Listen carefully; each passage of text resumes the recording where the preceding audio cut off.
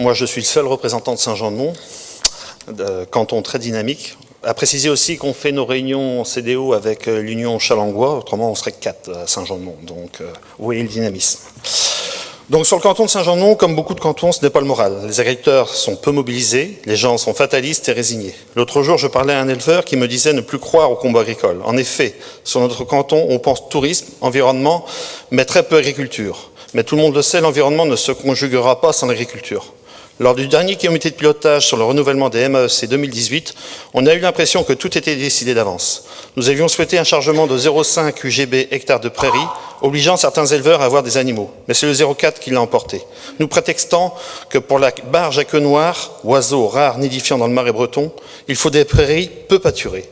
C'est assez étonnant de voir que tout le monde était d'accord pour dire qu'il fallait plus d'éleveurs, plus de surfaces pâturées, mais la LPO et d'autres associations environnementales veulent moins d'animaux dans le Marais. L'équation n'est pas bonne. Aujourd'hui, le résultat des exploitations est basé sur les MAEC et de moins en moins sur la production. Les productions laitières ont quasiment disparu du canton, remplacées par des élevages allaitant en système bovin maigre. La valeur ajoutée des exploitations se fait de plus en plus par les aides, à noter que les MAEC 2015 sont juste versées et que celles de 2016 sont en cours. L'agriculture de marais s'est donc transformée depuis plusieurs années. Baisse du dynamisme technique et économique, individualisation des exploitations.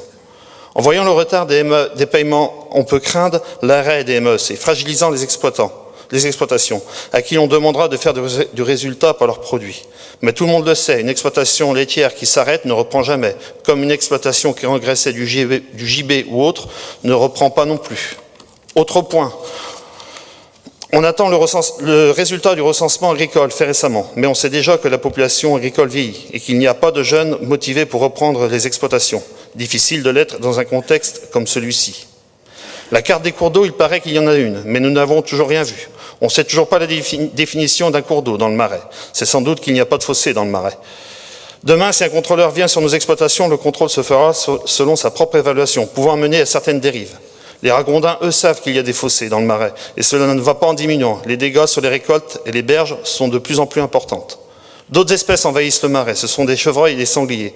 Ces derniers font de plus en plus de dégâts sur le blé et le maïs. Des battues sont faites, mais le développement de ces espèces continue. Cela fait beaucoup d'espèces envahissantes dans le Marais. Ragondins, sangliers, chevreuils, écolos, beaucoup trop à nous mettre des bâtons dans les roues. Je ne sais pas où en sera notre combat l'année prochaine, mais cela promet une année 2018 où il faudra rester vigilant. Je vous remercie.